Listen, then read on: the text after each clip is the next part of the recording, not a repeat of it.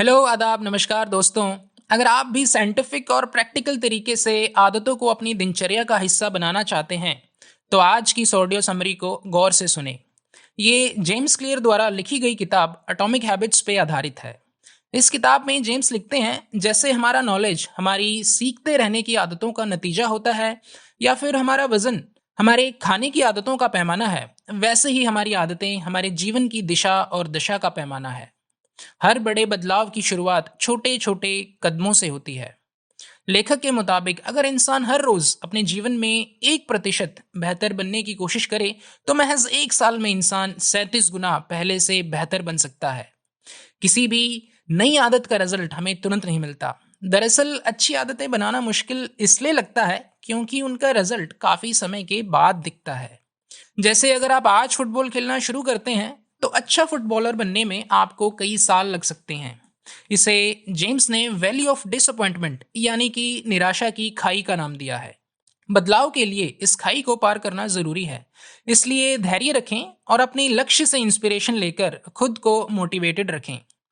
James कहते हैं कि हमें गोल पे नहीं, प्रोसेस पे फोकस करना चाहिए। जैसे मैराथन को जीतना आपका लक्ष्य नहीं, बल्कि एक अच्छा रेसर बन पाना आपका लक्ष्य होना चाहिए। इसी तरह आपका गोल किताबें पढ़ने का नहीं, बल्कि एक अच्छा रीडर बन पाने का होना चाहिए।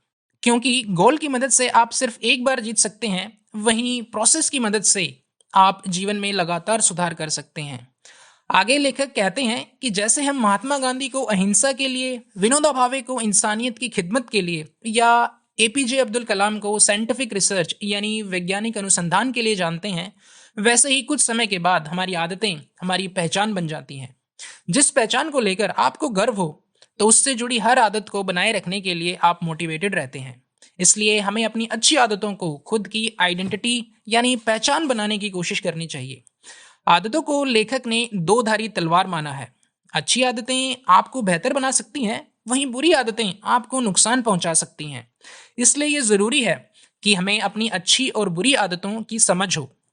इंसान का माहौल एक अदृश्य कारक है जो उसके बर्ताव को आकार देता है।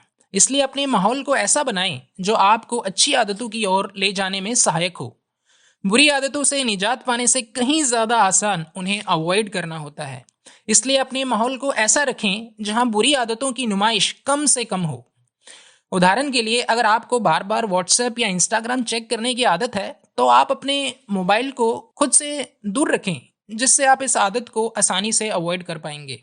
अगर आपको भी अपनी आदतों में सुधार लाना मुश्किल लगता है, तो इसकी वजह ये नहीं है कि आप खुद में बदलाव लाने के काबिल नहीं हैं। दरअसल इसकी वजह यह है कि जिस तरीके से हम बदलाव लाना चाहते हैं, उसमें खामियां होती हैं।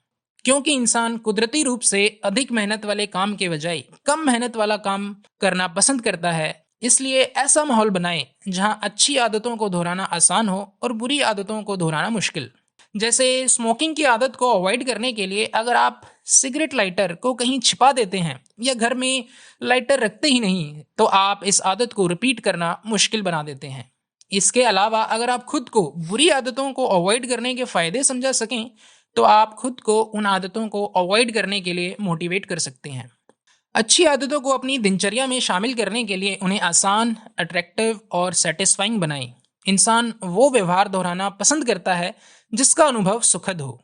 सबसे संतोषजनक भावनाओं में से एक है प्रगति की भावना। इसलिए हैबिट ट्रैकर के इस्तेमाल से आप खुद को अपनी प्रगति का स्पष्ट प्रमाण दे सकते हैं और अपनी आदतों को संतोषजनक बना सकते हैं। तो दोस्तों, उम्मीद है कि इस किताब से आपको भी खुद में ऐसे बदलाव लाने का मोटिवेशन मिला होगा जो आपकी ज़िंदगी को बेहतर बना सकें और आपकी पर्सनैलिटी को निखार सकें। आपको ये ऑडियो समरी कैसी लगी, हमें कमेंट सेक्शन में ज़रूर बताएं। ऐसी ही बेहतरीन ऑडियो समरीज के लिए चैनल को सब्सक्राइब करें। जल्द ही मिलते हैं एक और शानदार ऑडियो समरी के साथ।